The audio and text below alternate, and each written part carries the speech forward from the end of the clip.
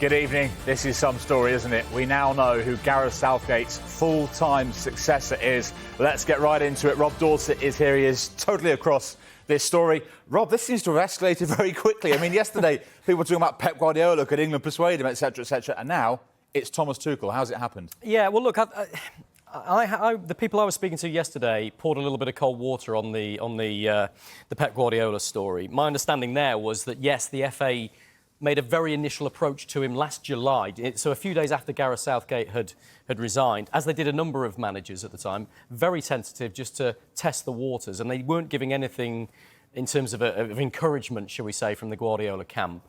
And that's the only contact they had. So there was contact, which is quite why the media reported the story as they did. But I don't think the FA ever thought it was going to happen. I think from an FA perspective, from the big bosses, it would have been the dream ticket to appoint Pep Guardiola. The best manager of his generation, without a doubt. Somebody who would give England every chance of winning a major trophy. But I don't think the FA bosses ever thought it was going to happen, so they looked elsewhere. Why has it happened now? Because you're right, it's happened very, very quickly. I think what's happened with Lee Carsley in this international break has focused the minds and brought the FA's plans forward, quite simply. England lost to Greece in a pretty abject fashion, 2-1 when it could have been 4-1. And Lee Carsley, in truth, great coach that he is, lovely guy as he is, struggled, I think, with the media duties and some mixed messaging coming back from him. So I think that's when the FA thought, right, enough's enough.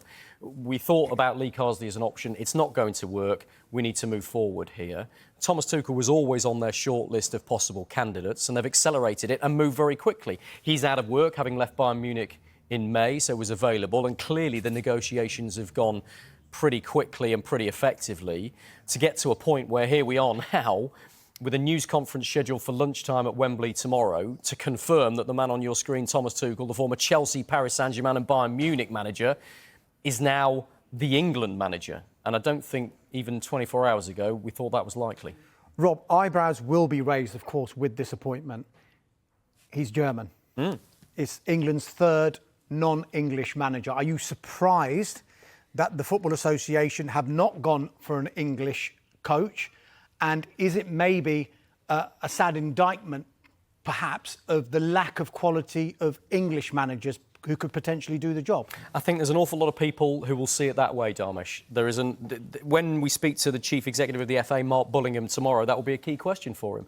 Is appointing a German coach as the men's England manager an admission of failure for the FA, who are in charge of coach education in this country? Are we saying that too many young English coaches are not coming through and are good enough? Look, I can understand that argument. I can understand that point of view. But let's be honest, Graham Potter and Eddie Howe, two English managers who were on the FA's shortlist, one of whom in Graham Potter is absolutely available and could have started the job tomorrow, were not even consulted for the role. Eddie Howe, of course, is in post at Newcastle, but with his situation there, the FA, you would have thought, might want to explore with a new football director at Newcastle whether that relationship was going to work and whether Eddie Howe might be available. The FA chose not to. So clearly, employing a homegrown manager was not top of their wish list. And I think what Thomas Tuchel does provide is a track record of winning trophies. And you can't say that about Eddie Howe. You can't say that about Graham Potter. So the FA have decided that it's more important to get a winner in, somebody who, in Tuchel's case, is particularly good at winning knockout matches. He's proved that in all the cup competitions he's had in France, in Germany and in England, with the hope of winning things. So I think it's very clear from this appointment that the priority is to get a manager who they think can win a major trophy for England, finally get them over the line after Gareth Southgate brought us so close to two European Championship finals and didn't quite manage to deliver a trophy. We know about the strength of support of the England fans, and we saw that connection that Gareth Southgate built up, certainly for the majority of his time in charge. Do you think there might be, on that subject of nationality, a pushback from some sections of the England support? I think there will be, from some sections, but not all sections. And it's interesting that we're running a poll. Since we broke this news exclusively that Thomas Tuchel was the favourite to take over at lunchtime, we've been running a poll on the Sky Sports app, which is pretty much split 50-50, about whether England fans think it's a good idea to appoint Thomas Tuchel as the next England manager. you're never going to get 100%. I think if it was any manager that they'd appointed, it would probably be split. So I don't think it's been that negative, but it's something that the FA will be very mindful of, and they will have had to consider very, very carefully in making this appointment. There will be a backlash from some sections of the England support. There will be a backlash, almost inevitably, from some sections of the English media as well. Thomas Tuchel will have a hard time of it at times. We know he's a feisty character. We know he has a strong personality. He speaks his mind. He has fallen out with bosses at various clubs in the past. There will be plenty of people in the media who will be poking that. Poke Thomas Tuchel with a stick, see if you can get him to react, give us a good headline. And there'll be some sections of the England support who will want him to fail, without shadow of a doubt. So that saying, look, proof that we should have had an English coach in charge of the England team. But the FA will have made a very sober and objective decision in considering all of those options, and they clearly think that the tactician, the type of football that he plays, this high-octane football as it's described, with a high press, lots of attacking players on show, very positive on the front foot, played through the thirds very quickly. That's the sort of football they want to see this England team play. But ultimately, the FA will be judged now, as Thomas Tuchel will, on whether the England men's team can deliver silverware. Rob, Thomas Tuchel has had issues, shall we say, with club hierarchies in the past. Very much so. These questions will be asked as well about how he's going to, let's say, get on with the FA's hierarchy. Do you think it's very different that he won't have to necessarily be dealing with directors and chief executives day in, day out, like he might have had to have done if he was in a club job compared to the national job? That's a really good point, Darmish, and maybe, yes, maybe that's the case. But I think what we don't know, and the big unknown here, is how Thomas Tuchel is going to adapt to being an international manager. He's never done it before, and we know it's a very different environment to club management. We're seeing, I think, a trend in modern football where the best coaches who take charge of national teams are specialists. They do the national job, and it's very, very different. Because, look, Thomas Tuchel has always been able to, at Paris Saint-Germain, Bayern Munich and Chelsea, buy the talent that he needs to fill his squad and get it to play the way he wants. If he's struggling for a left-back, he can go out and buy a left-back. The clubs he's been at have had huge resources. Well, England have got a real dearth of left-footed defenders at the moment, and he can't just go out and buy somebody to solve that problem. He will also only see the players once in a blue moon, and this is something Gareth Southgate spoke about a lot. Look at Lee Carsley in this last international break. He tried to change the way England play. He put all of those attacking players on show, and he said they'd only had pretty much 20 minutes on the training field to give it a go and prepare for that. There'd been 2 training sessions building up to that game. That'll be very different for Thomas Tuchel. How will he adapt to that lack of time, that lack of contact with the players? Clearly, the FA think he's going to adapt well, and it'll suit him.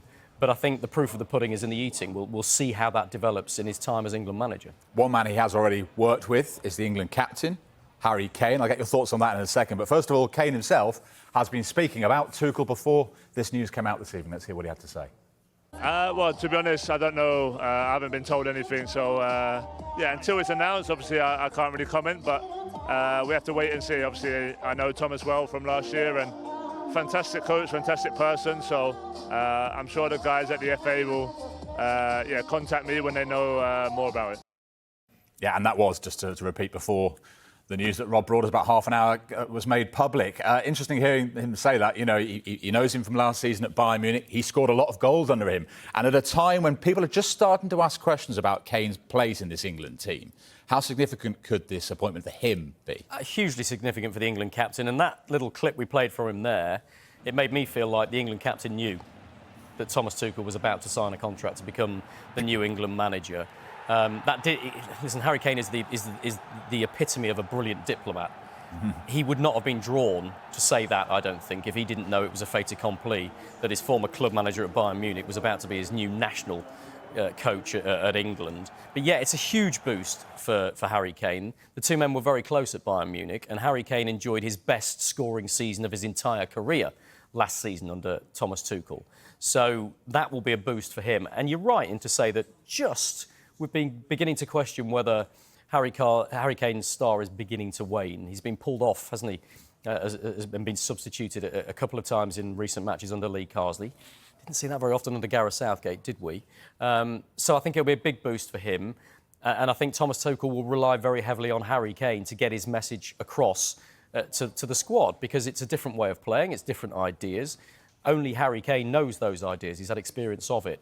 And Harry Kane is so important both on and off the pitch for this England squad. I think it'll be really, really important for Tuchel to have his leadership, his kind of figurehead, if you like, within that England team, within the squad.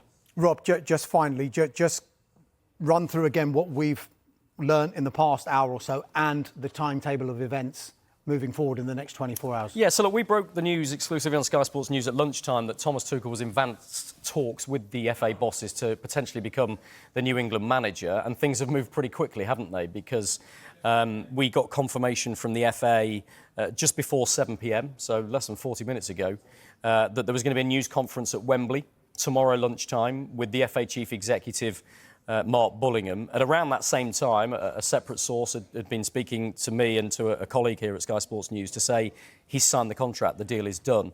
And that was the confirmation that we needed, really. Thomas Tuchel confirmed as the new England manager. I should say that the FA haven't actually confirmed yet that Tuchel is the England manager. That's come from our sources, and we thought it had been confirmed by the fact that the FA have called this news conference with the main man at the FA tomorrow lunchtime. So that's when they'll formally give us the details of how long the contract is, who his backroom staff are, why they've gone for it. And that's the key point here. How does Mark Bullingham justify this decision, appointing a non-English coach, a German coach of the England men's football team? One word I just will say about his backroom staff, because we don't know the details yet there.